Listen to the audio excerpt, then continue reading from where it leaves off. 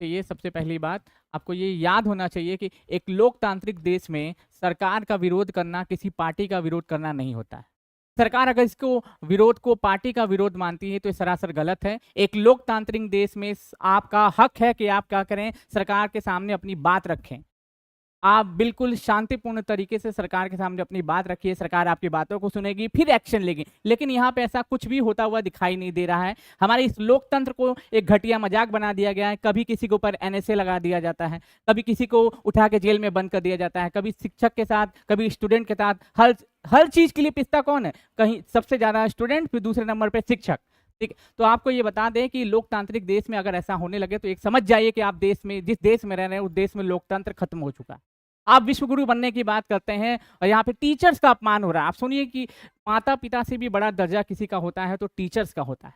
और जिस देश में टीचर्स का अपमान हो रहा है वो देश कब विश्वगुरु बनेगा? कभी नहीं बन पाएगा, याद रखिएगा, कभी नहीं बन पाएगा। तो मैं बस आपसे इतना ही कहना चाहता हूँ, सरकार से इतना ही कहना चाहता हूँ, ये जो आप कर रहे हैं ये बिल्कुल सरासर गलत है। आप समझिए, एक शिक्षक नहीं रहेगा, ठीक है, शिक्षक नहीं रहेगा तो आपके बाल बच्चे, देश कैसे आगे बढ़ेगा? शिक्षक नहीं रहेगा तो देश तरक्की कैसे करेगा? ठीक है, शिक्षक नहीं रहेगा तो वही चाय पान की दुकान पे बैठ के 2 रुपया का पान ले ला भैया, यही वाला हाल चलेगा।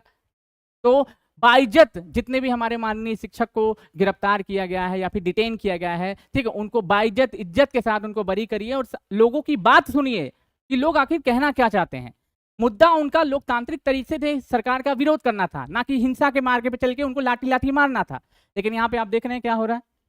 अभिनव सर, नीतू मैम, जितने भी टीचर्स हमारे माननीय शिक्षक गण हैं, सभी को डिटेन किया गया है, गिरफ्तार किया गया है और इज्जत के साथ नहीं किया है, बेइज्जती के साथ किया गया है। उनको जहां पे ले जाके बैठाया गया वहां पे पानी तक नहीं पूछा जा रहा है। चलो चलो, पानी तो नहीं पूछा जा रहा है, कम से कम हवा दे देते हैं। हवा भी नहीं है, वहां पे गर्मी में मर रहे हैं बेचारे। ठीक है, तो शर्म आनी चाहिए ऐसी सरकार को, शर्म आनी चाहिए ऐसे लोकतांत्रिक देश में रहने वाली सरकार को जो टीचर्स के साथ ऐसा काम कर रही है। बस बाकी मैं कुछ कहना नहीं चाहूँगा। ठीक है, बस हम यहीं पे जो है सिलसिला ख़त्म करते हैं। बस आपको इतना बता दें कि अगर आप चाहते हैं कि हमारे माननीय शिक्षकगण क्या करें, हमारे माननीय शिक्षकगण को छोड़ा जाए तो ज़्यादा से ज़्यादा हमारे शिक्षकों को सपोर्ट करिए ताकि उनको जल्द से जल्द रिहा किया जाए और बाइज्जत रिहा किया जाए। बहुत बहुत शुक्रिया, बहुत बहुत धन्यवाद।